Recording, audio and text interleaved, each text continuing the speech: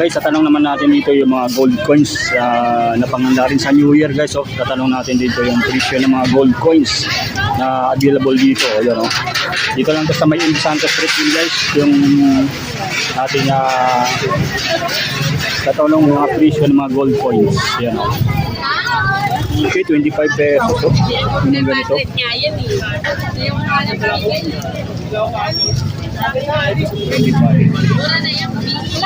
25 pesos. Napakadami guys sa mga gold coins. 25 pesos. Magkano mga gano'n? Isang ano? Pang-wholesale? Yung mga ganyan? Magkano mga ganyan? 700. Hintay lang natin. 25 pesos. Ito guys, yung mga lagayan. Magkano kaya dito? Ito naman. Ito yung mga lagayan na guys.